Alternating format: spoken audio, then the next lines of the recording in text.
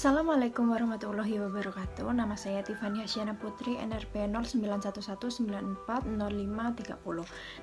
Saya Ferisa Ardina Cahaya Putri, NRP 09106. Nama saya Sulistiani Wahyuni, NRP 033 dari kelompok 2. Saya Aminullah Baihaqi, NRP 018 dari kelompok 2.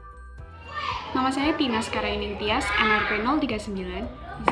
Pada presentasi kali ini kami akan menjelaskan bagaimana hasil interview beberapa tukang becak yang ada di Surabaya dengan mind map yang telah kami buat dan juga kami kerjakan. Nah, saya akan membahas problem atau masalah yang kita lihat di daerah Pasar Kapasan. Seperti yang kita tahu, di sana merupakan salah satu daerah yang dimana kita bisa melihat berbagai macam permasalahan yang ada di sana.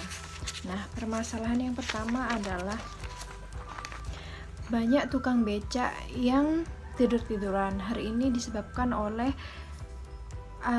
berkurangnya penumpang yang ada di daerah Kapasan, sehingga menyebabkan beliau-beliau yang ada di sana tidak mendapatkan penumpang dan akhirnya memutuskan untuk istirahat di becaknya sambil menunggu penumpang. Nah, selanjutnya adalah peran pemerintah yang kurang optimal. Peran pemerintah kurang optimal karena di sana kita lihat banyak kesejahteraan tukang becak yang di bawah standar dan kurangnya perhatian pemerintah tentang lapangan pekerjaan yang layak untuk mereka. Selanjutnya adalah tarif tidak menentu. Hal ini diakibatkan karena biasanya para penumpang itu menawar dengan harga yang tidak sesuai dengan tenaga yang dikeluarkan. Kemudian adalah kemacetan. Hal ini diakibatkan karena di daerah tersebut merupakan salah satu jalur yang cukup ramai. Permasalahan selanjutnya adalah turunnya pendapatan karena turunnya penumpang oleh yang terjadi saat ini. Nah, masalah yang sangat penting adalah rendahnya SDM. Rendahnya SDM ini merupakan salah satu faktor yang menyebabkan pendapatan mereka menurun karena mereka tidak bisa memanfaatkan teknologi yang ada saat ini. Karena teknologi yang saat ini sudah berganti menuju teknologi yang lebih modern, seperti teknologi yang diterapkan oleh Gojek. Nah, sehingga pemesanan juga lebih cepat. Akan menjelaskan empati bagian C. Ketika kami mewawancarai tukang becak yang berada di sekitar Pasar Kapasan Surabaya, kami mendapatkan beberapa informasi dari beliau. Yang pertama, beliau mengatakan bahwa bukan penduduk asli Surabaya, dan kebetulan kami mewawancarai salah satu penduduk asli Madura yang berprofesi sebagai tukang becak di Surabaya karena mereka ingin mendapatkan pendapatan yang lebih, karena mereka beralasan bahwa penduduk di Surabaya lebih ramai dan merupakan sektor industri. Yang kedua, bapaknya juga bilang bahwa di sana itu sepi pelanggan, nyatanya sekarang tergantikan oleh ojek online yang lebih praktis. Kemudian hari-hari besar tetap mengalami sepi penumpang dan bahkan seharinya hanya mendapatkan 10 hingga 20 ribu rupiah saja. Kemudian bapaknya juga mengatakan bahwa kalau ada pekerjaan lain yang lebih menjanjikan dan mendapatkan pendapatan yang lebih, bapaknya mau. Namun bapaknya juga mengatakan bahwa tukang becak kebanyakan memiliki sumber daya manusia yang lemah atau yang terbatas, seperti tidak bisa membaca dan lain sebagainya. Hal tersebut akan memberikan dampak negatif kepada tukang becak sendiri karena tidak bisa mendapatkan pekerjaan yang lebih layak. Kemudian namun di sisi lain bapaknya juga bilang kalau tidak ada orang dalam tidak bisa. Maksud dari pernyataan tersebut adalah ketika melamar pekerjaan di pemerintah, ketika bapaknya tersebut tidak memiliki link atau kenalan orang-orang dalam yang mengurusi berkas-berkas tersebut, bapaknya akan mengalami kesulitan untuk bisa diterima lamarannya. Di sini saya akan sedikit menjelaskan mengenai think, feel, dan do yang dirasakan oleh tukang becak.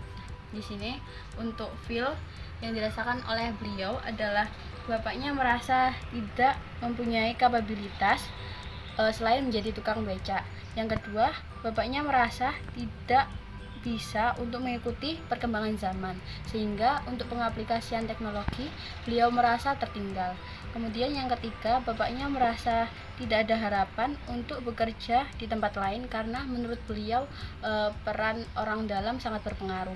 Nah, yang kedua, untuk Ting, di sini bapaknya selalu berpikir untuk setiap harinya mendapatkan pendapatan yang selalu naik, bukan malah sebaliknya. Yang kedua, bapaknya ingin istirahat karena beliau merasa sudah tua. Nah, untuk yang Du, bapaknya hanya menunggu di becak jika sepi penumpang.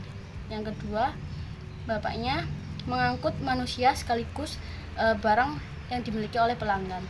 Yang ketiga, bapaknya mencoba untuk mendaftarkan program lapangan usaha yang diadakan oleh pemerintah, namun bapaknya ditolak dengan alasan karena sudah terlalu tua. Oke, di sini saya akan membahas pain dari kesejahteraan tukang becak. Jadi pain yang ada di kesejahteraan tukang becak ini ada 4, yaitu pertama, painnya tukang becak itu adalah penurunan pendapatan. Kedua adalah mengalami penurunan penumpang. Yang ketiga adalah pain tukang becak tidak bisa mengikuti perkembangan teknologi, sehingga mereka tidak dapat lagi memiliki pergantian pekerjaan. Yang selanjutnya adalah gain. Gain di sini adalah kebalikan pain. Apa sih yang diharapkan oleh tukang becak tersebut? Yang pertama adalah gain. Ada 3 gain yang ingin didapatkan oleh tukang becak, yaitu pertama adalah mendapatkan lapangan usaha yang lebih menjanjikan, seperti tukang bersih-bersih dan lain sebagainya. Yang kedua adalah kenaikan pendapatan. Ya, zaman sekarang semua harga mulai naik, tukang becak juga ingin sekali mendapatkan pendapatan lebih untuk membiayai keluarganya. Yang ketiga adalah mendapatkan proporsi yang sama ketika melamar pekerjaan di pemerintahan seperti tukang bersih-bersih dan lain sebagainya. Minimal mereka meminta bahwa gaji mereka layaknya UMR lah, seperti itu. Di sini saya akan membahas mengenai need dan insight. Need sendiri adalah kebutuhan bagi user. Yang pertama ada penghasilan lebih, yang kedua ada pekerjaan lain yang lebih ringan, dan yang ketiga kemampuan menguasai teknologi. Insight dari kebutuhan ini adalah mengapa user membutuhkan penghasilan lebih, karena untuk mencukupi kebutuhan hidupnya. Dan yang kedua, mengapa user memerlukan pekerjaan lain yang lebih ringan? Karena rata-rata dari user yang kita teliti atau tukang becak sendiri berusia 40-60 tahun, sehingga tenaga yang dihasilkan sudah tidak banyak lagi atau sudah lemah, sehingga mereka membutuhkan pekerjaan yang layak, yang lebih ringan atau tidak membutuhkan tenaga terlalu banyak. Dan yang ketiga, mengapa user membutuhkan kemampuan menguasai teknologi? Karena seperti yang kita tahu bahwa saat ini becak sudah diambil alih oleh transportasi yang menggunakan teknologi, sehingga mereka perlu untuk menguasai teknologi supaya tidak terlalu jauh tertinggal. Terima kasih. Oke, setelah membahas seluruhnya, maka dalam semua masalah tersebut kami mendapatkan beberapa solusi yang bisa diterapkan untuk sementara waktu, yaitu solusi dari sudut pandang sebagai tukang becaknya. Yang pertama adalah membuat wisata kampung tukang becak.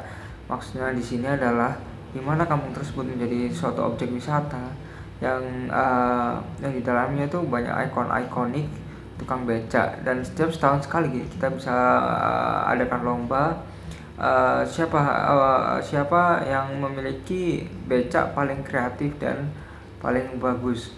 Nah, yang kedua adalah menjadikan tukang becak sebagai ikon kendaraan utama di KBS Surabaya. Ya, seperti tadi, sama menjadi ikonik kendaraan utama di KBS Surabaya. Nah, yang kedua adalah solusi untuk mensejahterakan tukang becak. Dari kami, solusi untuk mensejahterakan tukang becak ini yang pertama adalah memberikan pekerjaan lain. Dimana maksudnya di sini memberikan pekerjaan lain itu memberikan pekerjaan yang lebih layak dan memiliki gaji yang terbaik yang pas UMR dengan pendapatannya. Jadi begitu untuk solusi yang kami tawarkan. Sekian, terima kasih. Wassalamualaikum warahmatullahi wabarakatuh.